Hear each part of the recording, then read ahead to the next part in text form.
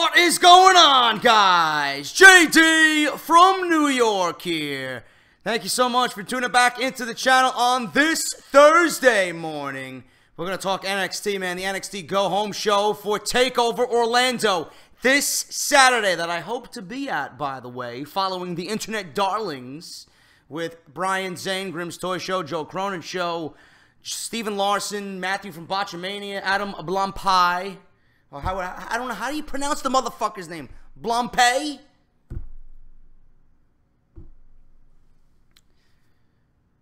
What is going on, guys? JD from New York here. Thank you so much for tuning back into the channel tonight. NXT. We're going to talk NXT and the Go Home show for Takeover Orlando this coming Saturday that I hope to be at, man. I hope to be at Takeover this Saturday. If I'm lucky enough to get a ticket, should be exhilarating.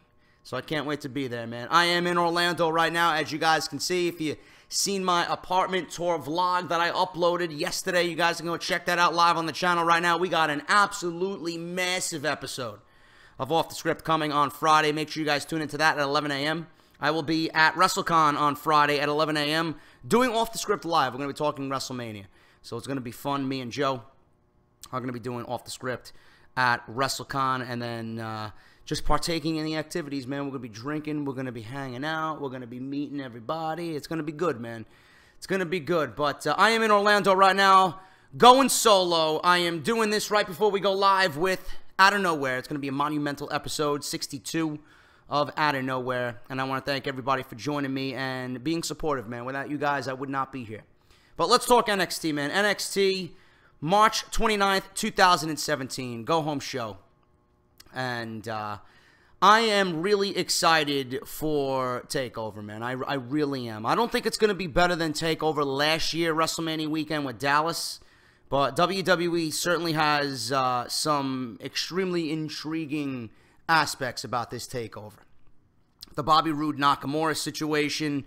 We got the Ember Moon Asuka situation that I'm very much looking forward to. DIY has mixed it up pretty well with the Authors of Pain, and they have just tore the house down whenever they get together with the Revival. So it should be awesome. And then you got the debut of Aleister Black versus Andrade Cien Almas. It should be a damn good match, and I've been loving Almas lately, man. He's been on fire. Almas has been very, very good, man. I did not like him. I did not like when they brought him in. He was very boring. He looked like he was part of Chippendales. He looked like he was about to jump out of a fucking cake for a bachelorette party, you know, with the white suspenders and the overalls. And then he became dark. And it's amazing how just one little change to someone's persona can go a long way. So he is going one-on-one with Aleister Black, is Andrade Cien Almas at TakeOver. Should be a very, very good show, man. Should be a very, very good show. And this was a very, very good go-home show. Finally, out of all three brands, we got a decent fucking go-home show. Raw sucked. SmackDown sucked. NXT. NXT was very good, man. Very, very enjoyable show. We started off with a triple threat match with all the teams that I just mentioned, with the Authors of Pain and Gargano, Ciampa, DIY, and the Revival. We had Dash Wilder from the Revival go one-on-one with Johnny Gargano versus Akam. So we had all three members of those three respected teams going head-to-head in a triple threat match. This was pretty crazy, man. For most of the match, it was Gargano and Akam. And the Revival did their thing. They were getting beasted by the Authors of Pain. And we had Scott Dawson just come in and save Dash Wilder from a fucking beatdown from Akam. And they left. They left this match. Dash Wilder and Scott Dawson left the match. Not even 5 minutes in. They just said, fuck it, we're done. They walked out. They walked right to the back. They left Gargano with Akam, and it pretty much turned into a one-on-one affair. No more triple threat match. We had Gargano trying to mount a comeback versus Akam. Ciampa tried to save him because of some outside interference. And we had Ciampa mix it up with Razor on the outside. Razor hit the steel steps. He eventually got the best of Ciampa. Ciampa was just fucking blasted off the ring apron. I believe it was by Akam. He injured Razor. He threw Razor into the steel steps, and then Akam seen Gargano setting up for, I believe, a flying knee off the apron. That's what he was probably setting up for. And Akam, seeing this, he just shoved Ciampa off the ring apron, and he just blasted him right down to the mat. And as all this was happening, we had Gargano eat a powerbomb from Akam. And Akam was on his way to winning this match. All of a sudden, we have Scott Dawson come out here, and he grabs Akam by the ankles as he's covering Gargano. He breaks up the pin count, and Gargano was out because of the powerbomb. In comes Dash Wilder out of nowhere. I thought he had left. He quit. He didn't want anything to do with this match. Typical Revival fashion. They leave the match, and when it's the best opportune time to come back in and steal a victory, that's exactly what they did. Scott Dawson helped Dash Wilder get the pinfall. They did absolutely nothing in this match to gain a respectable victory. Powerbomb by Akam to Gargano, and Scott Dawson and Dash Wilder reap the benefits as Dash Wilder pins Johnny Gargano. Didn't do a goddamn fucking thing. Dash and Dawson got the best of Akam and Razor again. So it's been several opportunities now that the Revival have gotten one over on the Authors of Pain, and this has been a recurring theme. I do not see, and we go over this on Off the Script on Friday, I do not see the Revival winning this match. I see the Revival going to the main roster. I hope they go to SmackDown, because on Monday Night Raw, I fear for their lives. I really do. But I do not see the Revival winning this match. They're going to play a part. They're going to do their thing, but they're not going to win this match. I don't see DIY winning this match either. I see the Authors of Pain really winning this match. I see the Authors of Pain continued to be built up as the most dominating team in NXT. And I will tell you what is going to happen with these guys as soon as we get on to the next match, because coincidentally, the next match that takes place is what I believe is going to be the next tag team title feud going on into the summer.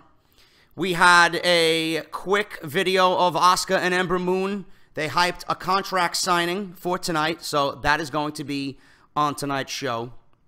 And then we are told about Heavy Machinery. Heavy Machinery's coming up. They are rebranded, and they're going to re-debut here on NXT. A new promo for Aleister Black as they hype his match with Andrade Cien Almas on Saturday, which I am very much looking forward to.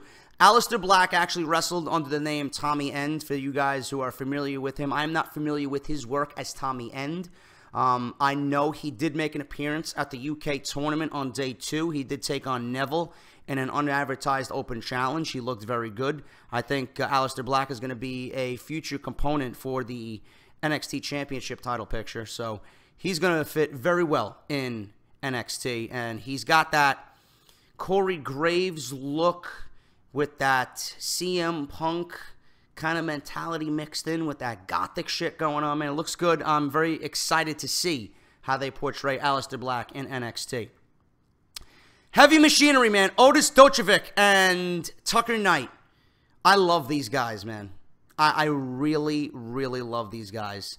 These guys were seen in the Dusty Classic. They were just two generic guys. They didn't have anything going for them. They were just two guys from the Performance Center just lumped together. And they were put in the Dusty Classic because they needed tag teams. They didn't have matching outfits. They just did not look like a tag team. Rebranded now as Heavy Machinery. They defeated Jonathan Ortegun and Mike Marshall. And they literally destroyed these guys, man. Heavy Machinery reminds me of, well, Tucker Knight is just a fucking beast. Tucker Knight, for a guy his size, moves absolutely unbelievable, man. And Otis Dojovic, man, he reminds me so much of fucking Typhoon from the Natural Disasters. If you guys remember Typhoon and Earthquake, man, the natural disasters, he reminds me of Typhoon. He's this just small, stocky guy who's fucking athletic and powerful all in one, man. They got a great combination here. They're athletic. They're powerful. I love their theme music. The crowd seems to be getting behind them. This could be the next babyface team to challenge the Authors of Pain, and I think that's what's going to happen. I don't think DIY are going to be in the tag team title scene too much longer. They need tag teams in NXT. They got Gargano and Ciampa. They're going to do their thing. The Revival's going to be moved up. They needed another solid team to replace the Revival, because I honestly do believe the Revival's getting called up. And this is the perfect team, man.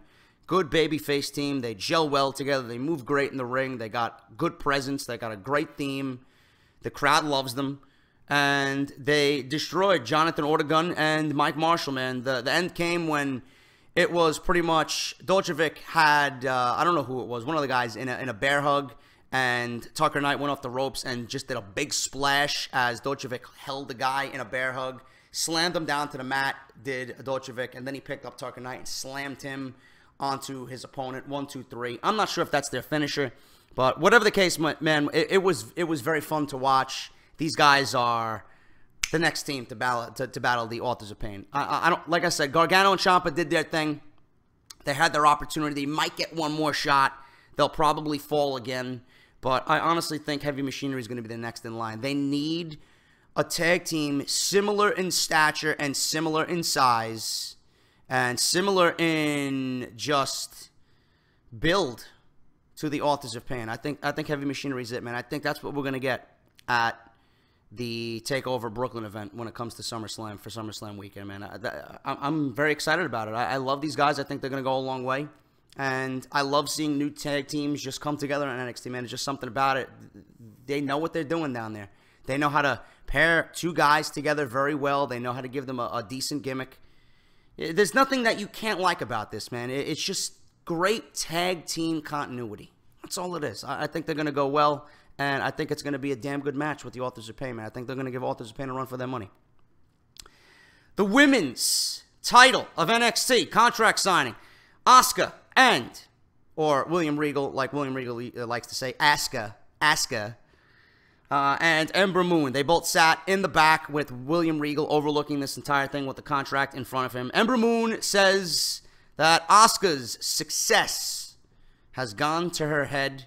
Asuka's laughing. Meanwhile, Ember Moon is talking. She's just laughing and not taking Ember Moon seriously whatsoever. I love it. I love when Asuka could be a fucking nasty, petty bitch, man. She just knows how to get underneath somebody's skin, man. It's perfect. It's perfect. Ember Moon says that Asuka's success, Asuka's success has changed her. And while Asuka's fate is to become the greatest NXT Women's Champion of all time, Ember Moon says that her fate is to dethrone Asuka from the top of NXT's women's division. Asuka says that she knows who Moon is, but she is not ready. She's not ready at all. Ember Moon says that she's been ready for a long time, and Asuka just laughs. She just continues to laugh, and she walks off. Ember Moon signs the contract. William Regal signs the contract. He looks over at Ember Moon, and all he could say is, I wish you luck at NXT Takeover. That's it.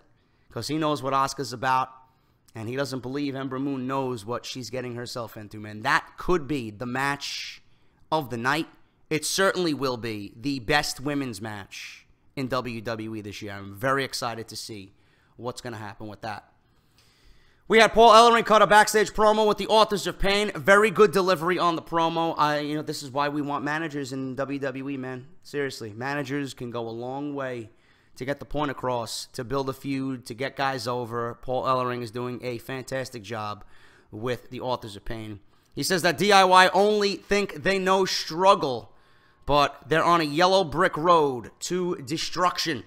Revival is dreaming of standing by his side, but they're no match for Akam and Razor.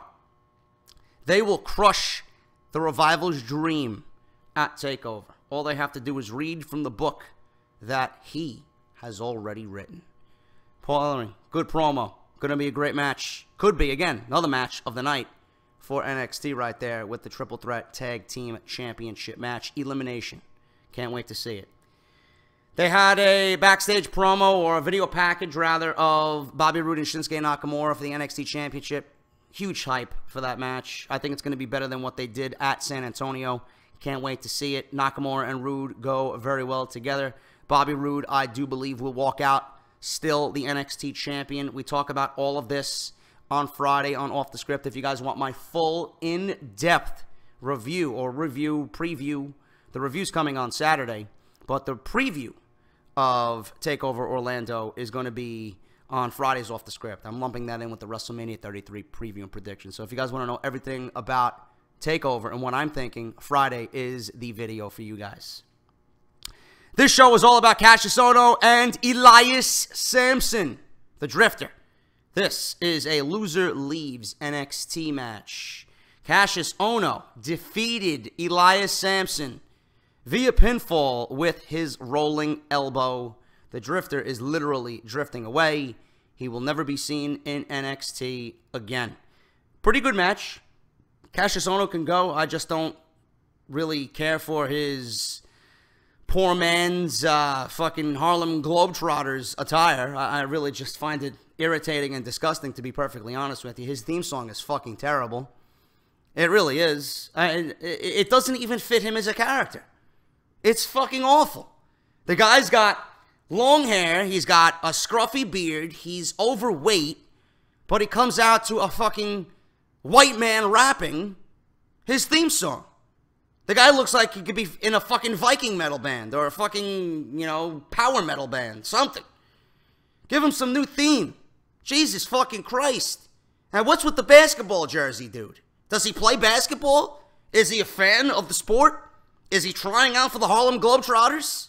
Are they coming up? Are they recruiting for a new team? I don't get it. It's awful. It's awful to look at.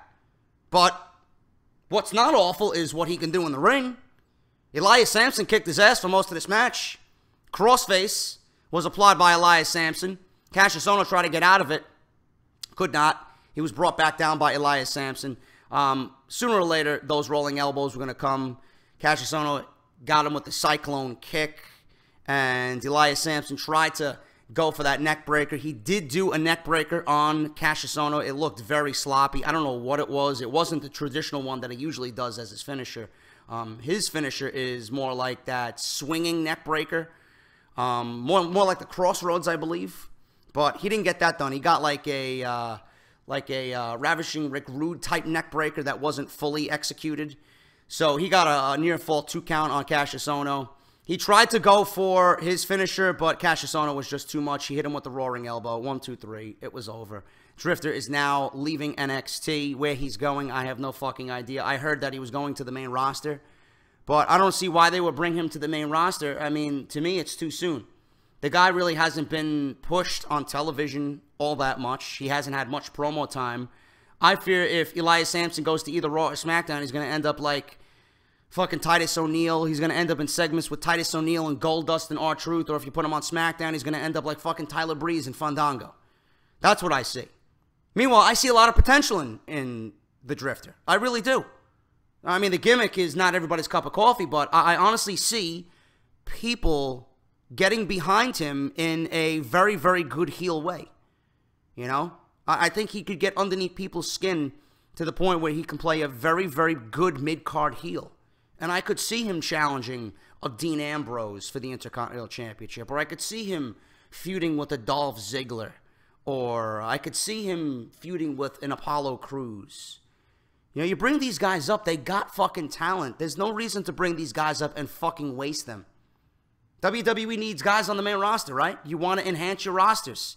You got talented guys willing to go out there and bust their ass and give you a great fucking match with a decent fucking gimmick to back it up. Use it. Don't waste this guy. From what I see, I don't think he's ready at all. And I fear for the worst. I really do. But if they're moving him to the main roster, which I don't know where he's going. I mean, I don't see him falling out of good graces with WWE. His contract might be up. I don't fucking know. But I heard Dave Meltzer report that he might be moving to the main roster. And if he is, the guy's talented enough where you could use him in a good mid-card role to enhance your mid-card, because you always can use more mid-card talent. I just hope that WWE just doesn't lump him with the fucking catering crew and they just waste another guy who's got decent skill from NXT. So we'll see what happens. Samson at the end of the match was reluctant to leave the ring. He couldn't believe it. He was carried out by referees and security. They eventually tried to take him out. Kassius Ohno was in the ring, and the Drifter was screaming, "All I want is my guitar. All I want is my guitar. Give me my guitar and I will leave." But Kassius Ohno had the guitar in the ring, and he was teasing it, giving back. He was teasing giving the guitar back to the Drifter, and eventually Kassius Ohno destroyed the guitar in the middle of the ring. Kassius Ohno destroyed the guitar completely by the end of the night. As the Drifter was taken away, they were singing drift away, and he's gone. The Drifter is no longer in NXT. Elias Samson, gone forever. No longer to be found in Full Sail University. And that was your NXT show tonight. Pretty decent, fun show. Heavy Machinery is going to be great. Look out for them. NXT Takeover Orlando is going to be fucking awesome. I'm going to talk about it on Off the Script, so make sure you guys check the channel on Friday for everything you guys need for WrestleMania and Takeover Orlando. I'm done, guys. Thank you guys so much for everything. If you enjoyed the video, hit that thumbs up. Let me know what you thought of NXT this week for the Go Home Show. Thank you for supporting the sponsors, man. Follow me on Twitter, at JD from NY206. Subscribe to the YouTube channel if you have not done so already. Support through the Patreon page, man. Patreon.com/JD from NY206. And Audible Trial, audibletrial.com/offthescript. 30 days free to try the service out with one free audio book, over 180,000 to choose from. And no matter what you guys do, if you cancel the service, you get to keep your audiobook no matter what, man. Great way to support the channel is through Audible. audibletrial.com/offthescript. I have so much content coming this week, guys. I'm going to work my ass off tonight, tomorrow morning, before I head to WWE WrestleMania Access. I will be vlogging. I will be taking pictures. I will be periscoping. I'll do everything I can to bring you guys the experience from me to you about WrestleMania 33. So thank you guys so much for making my dreams come true and, you know, having me here in Orlando to give you guys the best fucking content I can and bring Off the Script on the road. So I'm getting out of here, man. I'm getting ready to do Out of Nowhere with Joe. Thank you guys so much. If you enjoyed the video, hit that thumbs up, and I will see you all later today with more content right here on the channel. I'm JD. Thank you guys so much. I'll see you later.